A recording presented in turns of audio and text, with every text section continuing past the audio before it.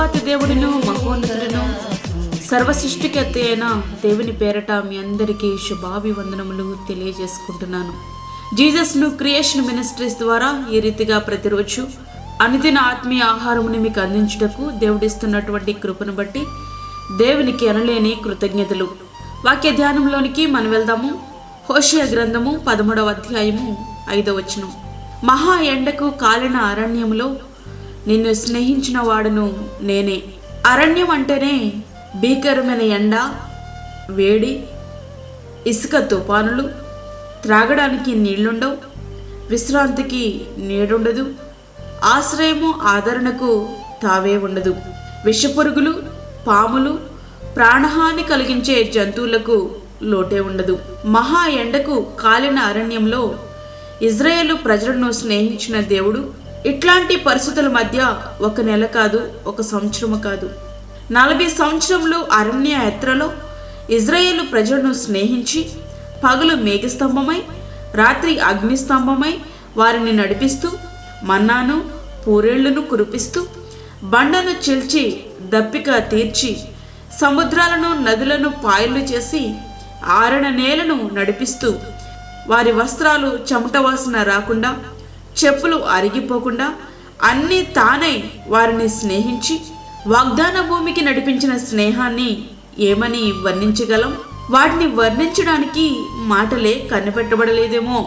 భీకరమైన అరణ్య భూమిలో యాకోబును స్నేహించిన దేవుడు అరణ్య ప్రదేశంలో భీకర ధ్వనిగల పాడైన ఎడారుల్లోనూ వాని కనుగొని ఆవరించి పరామర్శించి తన కనుపాప వలె వారిని కాపాడెను.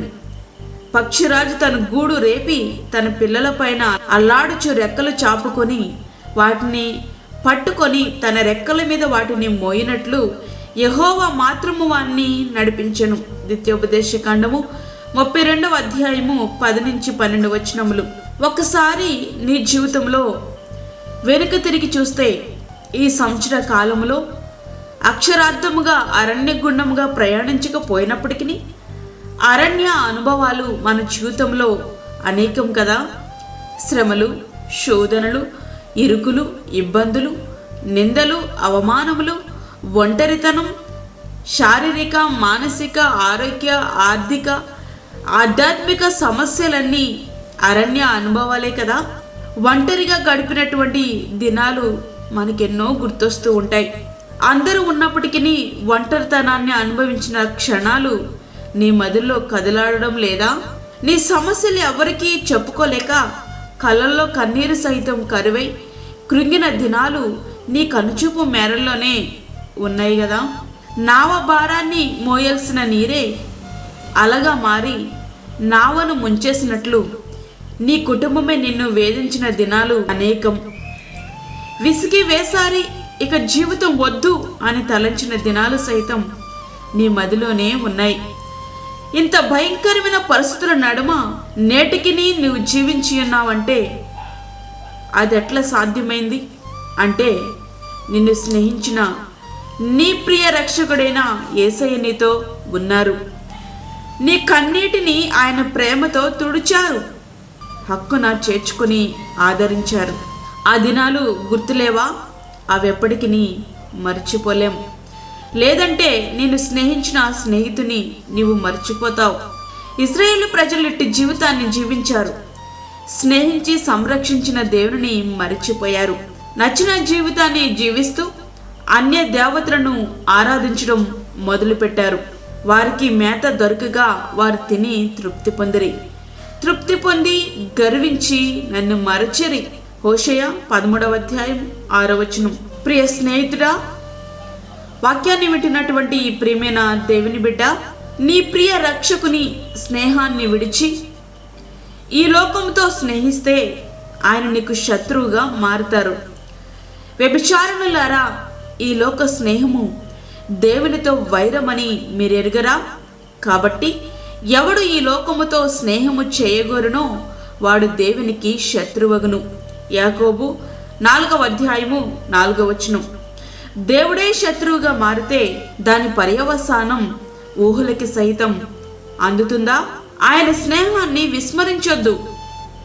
ఆయన స్నేహాన్ని తేలిగ్గా ఎంచొద్దు.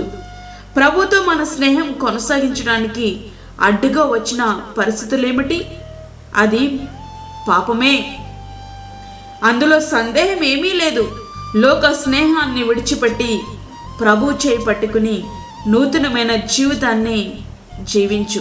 మన జీవితాలు దేవుని స్నేహించేవుగా, ఆయనను ప్రేమించేవుగా ఉండుటకు మనము సిద్ధపరచుకుందాం. అట్టి కృప ధన్యత దేవుడు మనకు అనుగ్రహించునుగాక. ఆమేన్. వాక్యమైనటువంటి ప్రియమైన దేవుని బిడ్డలారా, ప్రార్థనలో ఏకీభవించండి.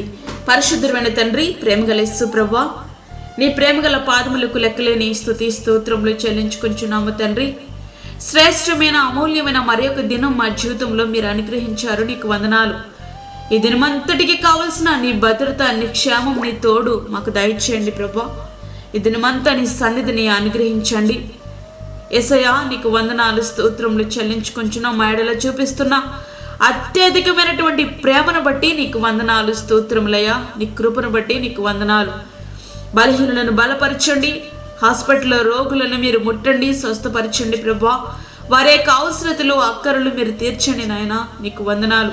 అనేక సమస్యలతో ఇబ్బంది పడుచున్న నీ బిడ్డలకు కావాల్సినటువంటి నీ కృప దయచేయండి ప్రభువా. చంటి బిడ్డలను, వృద్ధులను, గర్భిణీ స్త్రీలను దేవా మీరు జ్ఞాపకం చేసుకోనండి తండ్రి. గర్భఫలము లేని బిడ్డలకు గర్భఫలము దయచేయండి. అప్పుల బాధలతో ఇబ్బంది పడుచున్న ఈ బిడ్డలకు వారి యొక్క అవసరతలు మీరు తీర్చండి ప్రభువా. నీకు స్తోత్రములు నాయన. మహా ఎండకు కాలిన అరణ్యములో మమ్మల్ని స్నేహించిన వాడు నీవే తండ్రి.